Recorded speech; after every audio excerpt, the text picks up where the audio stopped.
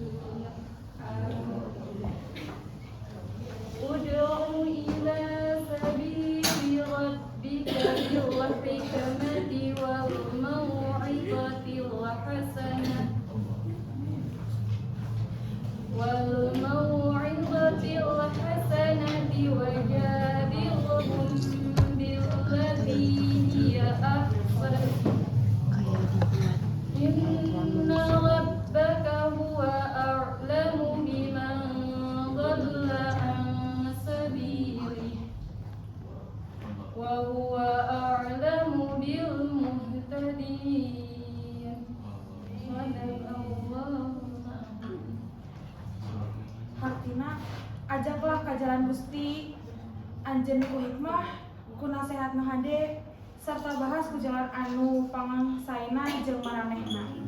Saestuna pangeran anjeun leuwih terang saha nu nyimpang tina jalanna sarta leuwih terang saha nu nuturkeun pitutur. Shadaqallahul adzim. Allah. Hatur nuhun. Mugia segalana jantan amal soleh serta dipaparinan ganjaran ku Allah Subhanahu wa taala. Acara salajengna kahalangkeun lagu wajib kalih Mas PMI sareng hiji pulo hiji bangsa anu bade dipimpin ku saderek Zahwa Khairunisa. Pamilon dihaturanan hade.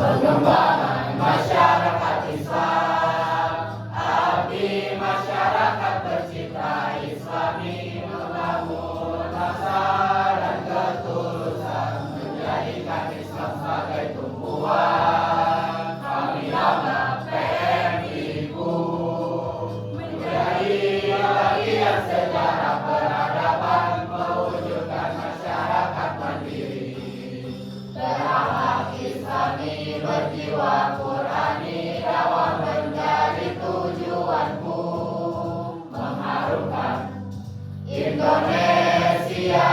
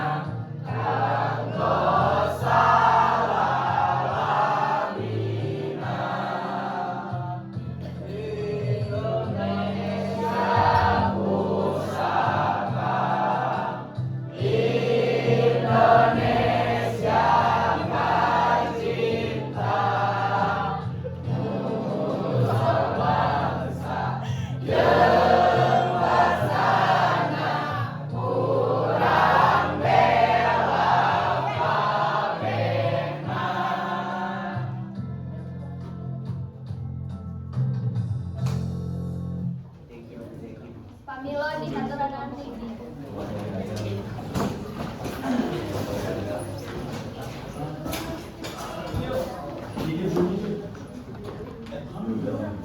Salajengna acara seminar bade dipupuhuan ku saderek cerita kuntum khairo kamanterna mangga di haturan.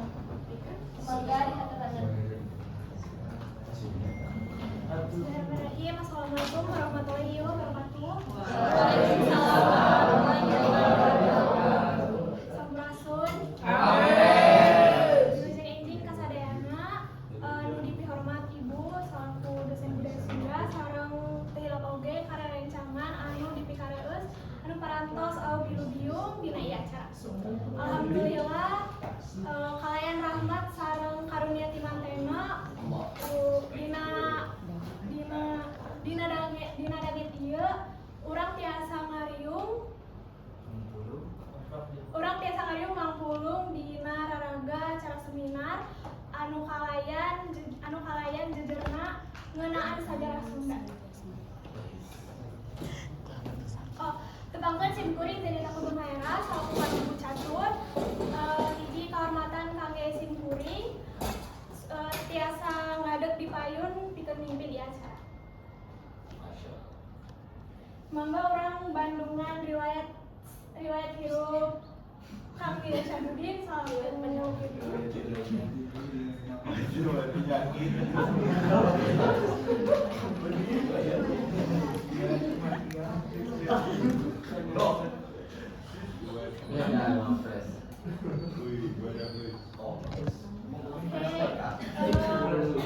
Kami Dida Syahudin anu gumelar di Tasikmalaya nu ayeuna parantos 21 tahun.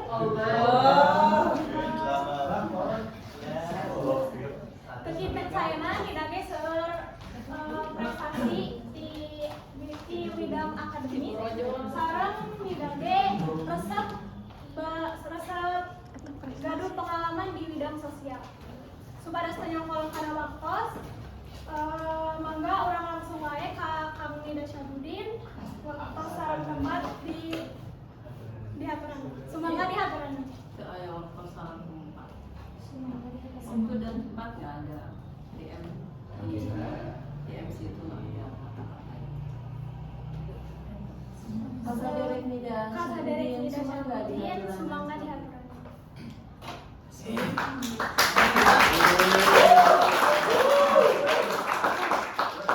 Assalamualaikum warahmatullahi wabarakatuh. Waalaikumsalam warahmatullahi wabarakatuh. Sampurasun. Alhamdulillah atur nuhun diminta anu parantos kamana Pak.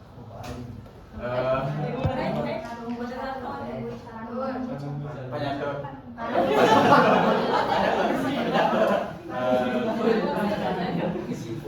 Simkuring ini dia bade nyanak ya sejarah budaya Sunda. Sejarah Sunda. Aya musim kuring bade dibagi tilu tahap atau 3 tahap. Next ini nanti aja. Yaitu prasejarah, prakemerdekaan dan pasca kemerdekaan. Kenapa pakai 3 fase? Karena ada dari 3 fase ini ada beberapa transformasi, gitu kan.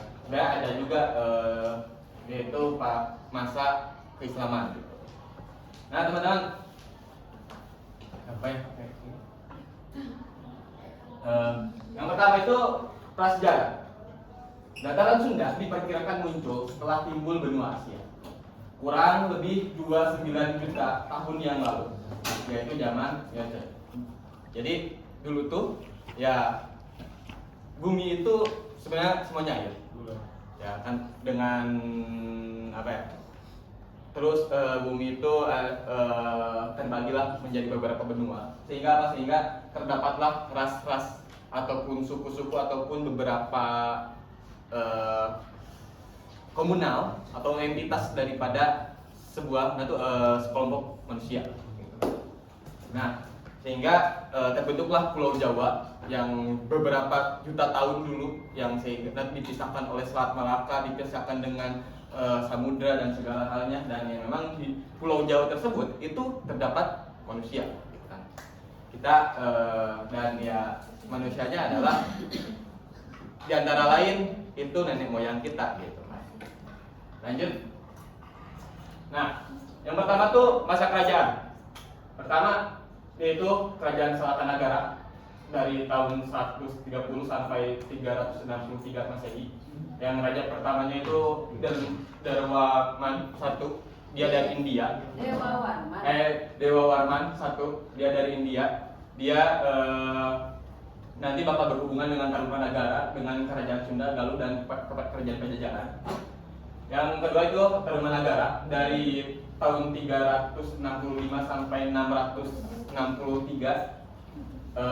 Terus dilanjut ke kerajaan Sunda yang pada tahun 669 di masa Tarumanagara itu sudah anjlok.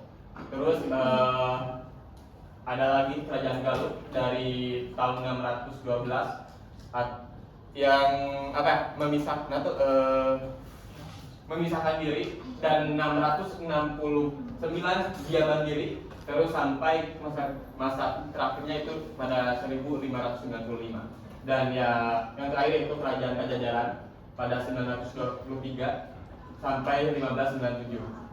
Nah, teman-teman, di sini kenapa harus dari kerajaan gitu, maksud tuh kenapa sejarahnya itu harus dari kerajaan? Kenapa? Karena memang sistem pemerintahan yang memang ada di Jawa, salah satunya di Jawa Barat, yaitu berbasis kerajaan yang memang dari beberapa komunal, dari beberapa wilayah gitu.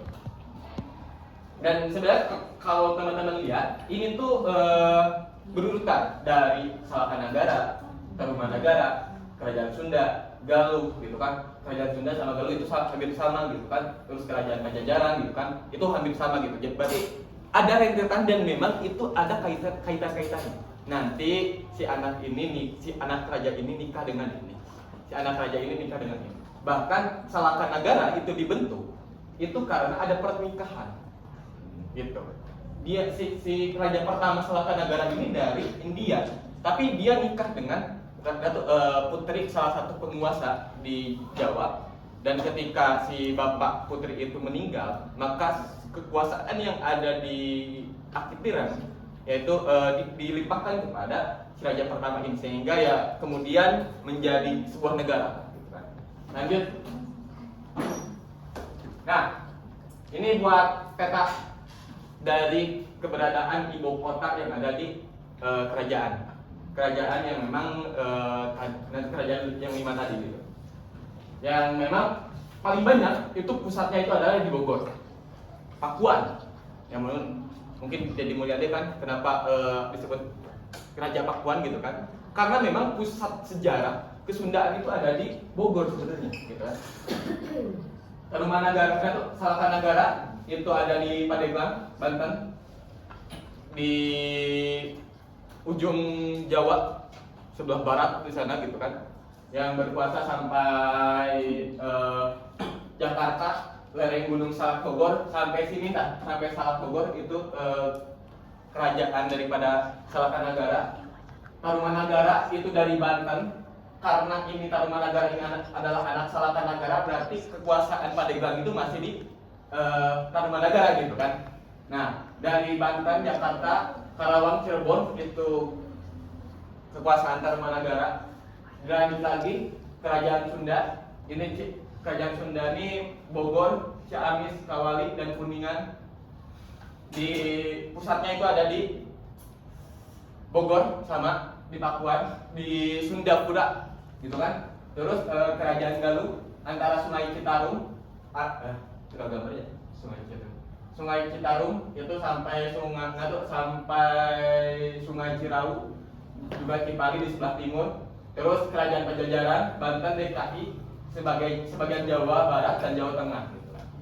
Nah, ini sebenarnya kenapa harus terlebih dahulu dipetakan untuk ibu kota kerajaan, agar nanti rentetan sejarahnya itu bakal jelas gitu. Ini kenapa dia berkuasa di sini, ini berkuasa di sini gitu. Dan kenapa orang Sunda itu ada yang berbahasa Sunda itu di sini gitu kan. Itu. Next. Nah, ini akan saya kaitkan. Kerajaan Salamanagara yang artinya negeri perak, raja pertama itu asli India yang menikah dengan Pohaci Larasati. Jadi Pohaci Larasati ini adalah putri daerah, gitu. Dia menikah, jadi dia dari India terus menikah dengan putri daerah.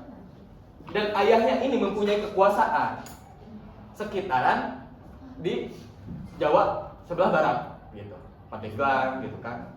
Sehingga apa? Sehingga ketika ayahnya meninggal, wafat, maka kekuasaannya itu diberikan kepada raja pertama tadi. Nyampaikan sampai itu, nyampaikan. Nah, kerajaan daripada Salamanagara ini sampai raja ke-8. Yang namanya dinasti Warman. Nanti dia punya 8 anak. Terus salah satu anaknya itu akan menjadi permaisuri di Tarumanagara dan akan menguasai Kutai. Kerajaan Kutai itu kan sangat jauh ya, kerajaan Kutai itu. Nah, terus yang kedua itu Tarumanagara. Raja pertama daripada Tarumanagara itu adalah suami dari anak raja ke-8 Salamanagara. Nah, dan dimungkinkan di dekat Sungai Citarum, yaitu dimungkinkan tuh gini. Jadi si anak Salamanagara yang ke-8 itu dinikahi dengan orang India juga.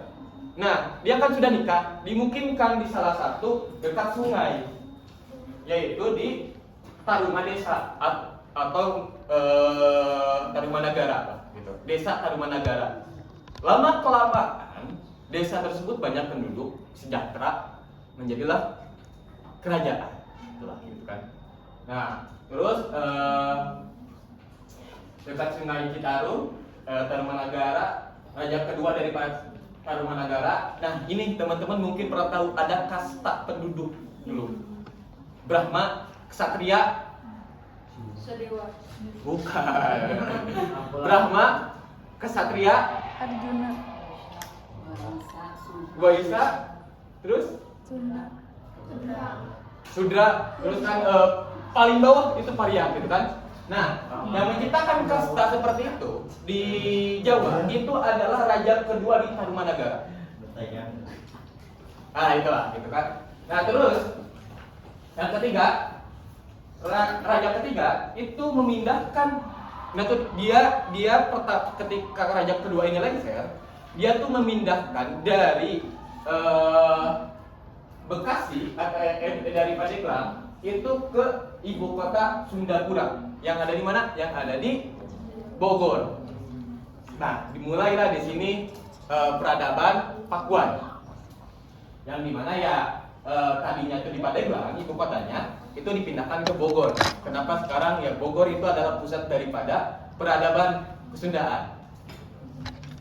Kalau ini persisnya Dewa Warman ke-8 sebagai Raja Salamanagara turunan ke-8 punya anak Iswari sama Dewi Minawati. Nah, Dewi Minawati ini yang kemudian menikah dengan Jaya Singawarman, menantu dari Dewa Warman ke-8. Dewi Minawati sama Jaya Singawarman itu kemudian dihadiahi rumahnya, pengantin itu hadiahnya itu diberi hadiah satu wilayah daerah itu disebut dengan Taruma Desa atau Desa Taruma atau yang kemudian disebut Tarumanagara. Nah, dari situ kita lihat dulu Bekasi ya, posisi Bekasi. Ada orang Bekasi nggak? Sudah, ya Bu. Ada orang Bekasi. Nah, Bekasi selama ini kan merasa bahwa Bekasi itu bukan Sunda, ya. Padahal nih dari Tarumanagara kedua itu, Tarumanagara pertama Jaya Singawarman dan Dewi Minawati itu punya anak, namanya siapa? Namanya Darmaya Warman, ya. Darmaya Warman. Ketika meninggal Darmaya Warman itu kemudian dia dimukimkan di daerah Candrabaga. Ya, Candrabaga itu setelah dialih dialih bahasakan ke bahasa Nusantara dari Candrabaga, Baga Candra, Bagasi, Bagasasi, jadilah Bekasi. Jadi sebenarnya Bekasi itu merupakan salah satu pusat sumber Kasundaan. Cuma kalau kata orang Sunda, Bekasi itu leungiteun obor dengan Sunda. Makanya sekarang kenapa di Bekasi itu ada STIA Bagasasi, ya kan? Orang Bekasi ada ya, ada STIA Bagasasi. Kemudian stadion yang di Bekasi itu namanya apa? Bagasasi juga kan ada stadion Bagasasi juga, gitu ya. Nah, kenapa? Itu hubungannya dengan Sunda seperti itu. Ya, lanjut. Nah, terus setelah tadi Tarumanagara pada akhir-akhir kepemimpinannya, itu tuh eksistensi dan kekuatan Tarumanagara itu menurun. Kalaupun ya ambruk lah, sehingga memang ada daripada raja lupa. Pokoknya si Tarumanagara ini kembali lagi. Tarumanagara ini itu juga membawahi beberapa kerajaan kecil di wilayah Jawa Barat. Jadi main kerajaan tuh dia tuh kerajaan besar. Itu juga dia mempunyai kerajaan-kerajaan kecil seperti posko ataupun keraton-keraton yang nanti bakal dibuat oleh Sunda yang bakal menghasilkan kerajaan Pajajaran. Nah, yang ketiga itu kerajaan Galuh. Raja pertama dari kerajaan Galuh yaitu Manikmaya dari India juga, dan menikah dengan putri raja ke-7 Tarumanagara. Berarti kan masih keturunan kan? Masih ada kekaitan. Nah, menikah dengan putri raja ke-7 Tarumanagara serta dikasih lahan bernama Kendan, Bukit Kendan. Bukit Kendan teman-teman tahu di mana? Di Garut. Bukan. Bukit Kendan ternyata yang sekarang jadi yang dekat stasiun Raja Ekek. Bukan. Yang Cicalengka. Raja Ekek. Cicalengka. Ini Gunung Kerinci. Bukan, jadi dari stasiun Cicalengka ke arah selatan itu ada di situ. Sekarang Ada sampai Ekek. sampai sekarang ada namanya Kendan, Kampung Kendan. Iya, iya. Kendan. Nah, Nah, itu Cikal Bakal Galuh, Kendan, Cikal Bakal Galuh. Ada sampai sekarang kampung itu, dan di kampung itu masih ada mahkota raja. Bekas Galuh. Jadi Galuh Kendan 1, Kendan 2, Kendan 3. Nah, Kendan 3 membawa kerajaannya ke Galuh, ke Ciamis. Jadi Kendan ini bibit buitnya Galuh itu Kendan. Di Kendan sekarang itu masih ada bekas-bekas ada kerajaan di situ. Di antaranya ada mahkota kerajaan. Tidak ada yang pernah meneliti ke sana. Tetapi mahkota kerajaannya itu tidak bisa dilihat oleh semua orang. Jadi hanya orang-orang tertentu yang bisa melihat mahkota itu. Ada, dan ada yang pernah melihat. Tapi tidak semua orang secara kasat-mata bisa melihat. Jadi kalau penasaran, datanglah ke Kendal. Ada, masih ada. Hanya ke stasiun Cicalengka 500 meter ke arah selatan itu ada kampung Kendal. Nah, itu teman-teman barangkali kita boleh ke Kendal, nanti kita jadwalkan ya. Alah, Bisa Pak. Ya, terus dari Kendal itu dipindahkan ke Ciamis, yaitu kota Kawali. Terus di bahasa kerajaan Galuh. Ciamisnya di mana? Di Ayo Om Kawali, Ciamis, ya? Kawali, Karangkarmulian. Karangkarmulian. Ada, bekasnya masih ada di situ. Bekas-bekas keratonnya. Ayo Om Ciamis deh. Oh, enggak ada Om Ciamis.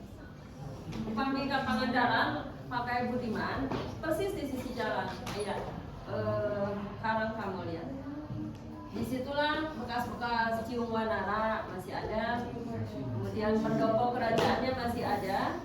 Ya coba jadi kali-kali travel sejarah, history travel, main ke sana masih ada pendoponya, masih ada pemandian permaisurinya, masih ada tempat panyandaan tempat tidur permaisurinya, Jadi napak tilas.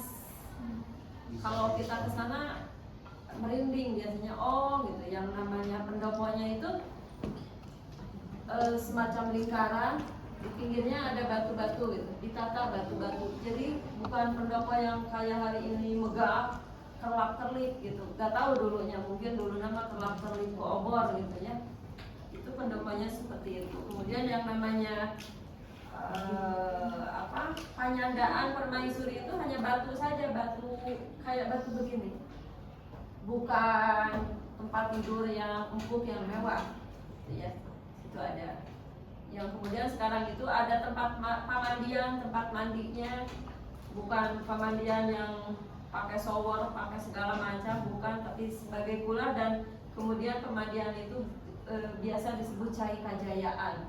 Orang-orang kalau ke sana itu rata-rata cuci muka supaya awet muda gitu. Ada yang punya keyakinan seperti itu. Ya. Gampang. Dari sini cuma naik Budiman 1 kali, turun di situ. Harap kamu lihat, dan itu jadi situs, salah satu situs yang masih terawat di Jawa Barat.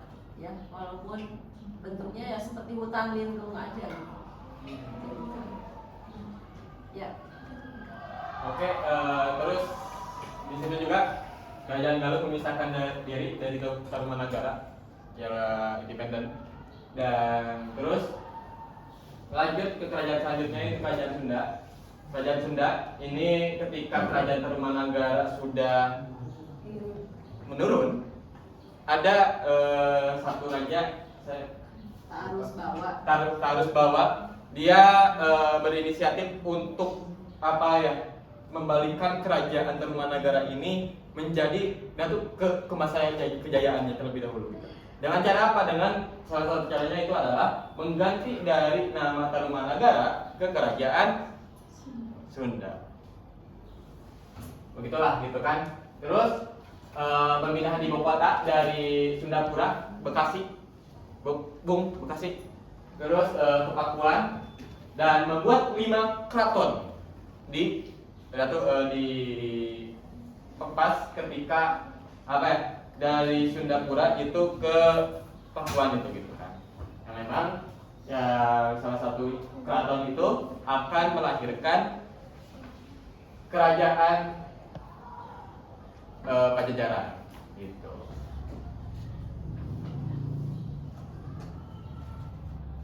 Nah, mungkin sebenarnya untuk pembahasan untuk kerajaan sampai sini, karena setelah Pajajaran tidak ada, maka ya di sana pun sebelum kerajaan Pajajaran itu lengser, banyak kerajaan-kerajaan Islam yang memang sudah bermunculan di beberapa wilayah, keraton-keraton kecil ya, ataupun ya seperti Kesultanan Cirebon,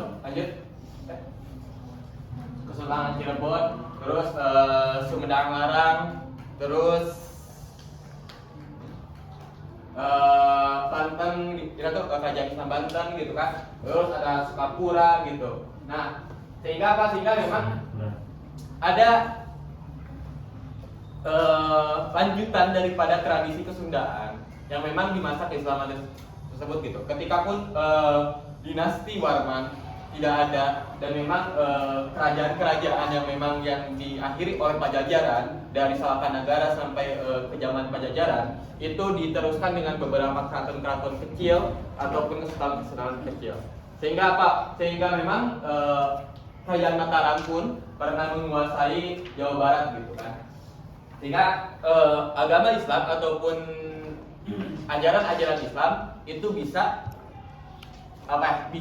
muncul di permukaan provinsi Jawa Barat. Nah, memang sesudah memang kerajaan-kerajaan yang memang tersisa di Jawa Barat ini adalah kerajaan-kerajaan Islam.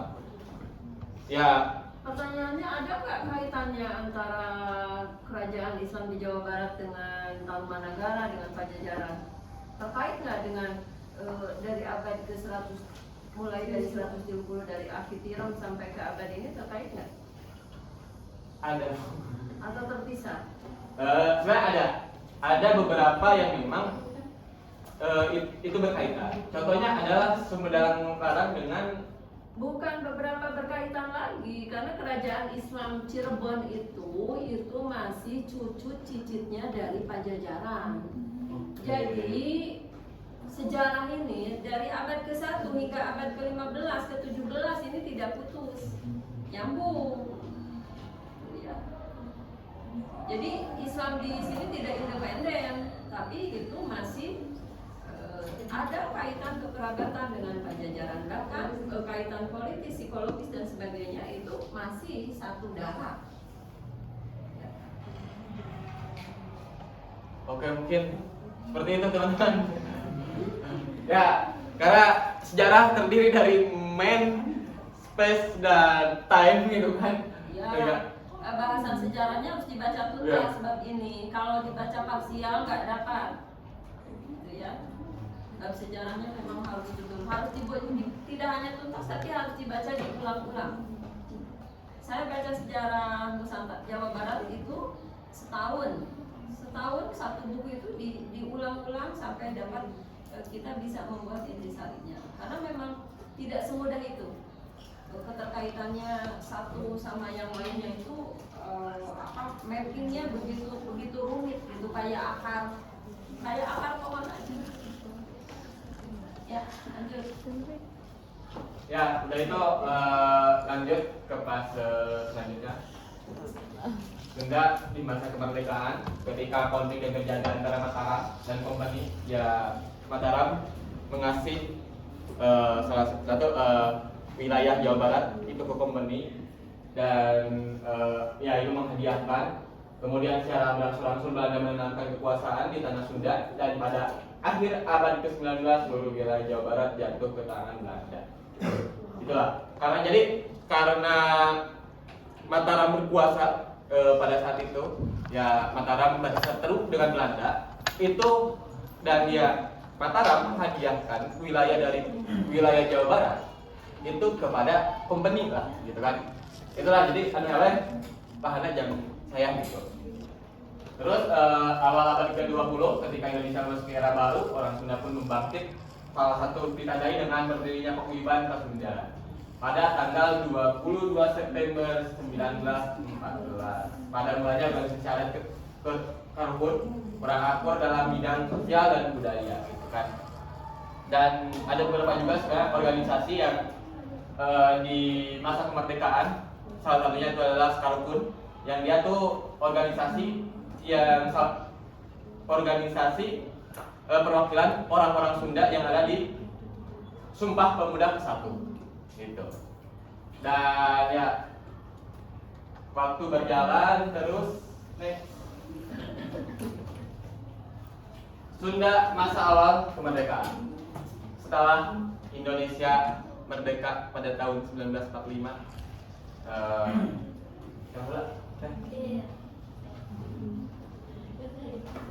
melalui rapat PPKI 19 Agustus 1945, ya berselang 2 hari dari kemerdekaan Indonesia dibagi untuk sementara ke dalam 8 provinsi. Jadi dulu itu dibagi ke dalam 8 provinsi dulu terlebih dahulu. Mungkin teman-teman kalau nggak salah saya tuh pernah baca tuh pas SD atau SMP lah. Itu ketika awal kemerdekaan kita tuh dibagi kepada 8 provinsi gitu. Nah, setiap provinsi dikepalai oleh seorang gubernur. Salah satu dari 8 provinsi tersebut adalah Jawa Barat. Gitu. Nah, jadi provinsi yang paling tua kayaknya provinsi Jawa Barat gitu kan, dengan 8 provinsi yang lain gitu kan. Gitu. Terus karena setiap provinsi dibagi menjadi kepresidenan, maka untuk Jawa Barat Komite Nasional Indonesia Daerah atau KNID itu diawali dengan dibentuknya Kepresidenan Priangan pada hari Jumat tahun 1945. Nah, terus pusat pemerintahan Jawa Barat mula-mula berkedudukan di Jakarta. Jadi sebenarnya dulu pas di awal-awal kemerdekaan ketika dibagi menjadi 8 provinsi, maka ibu kota Jawa Barat itu ada di Jakarta. Gitu. Nah, terus kemudian berpindah ke Bandung melalui Undang-Undang 1950 nomor 19. Dihapuskan, diganti menjadi Provinsi Daerah Tingkat 1 Jawa Barat.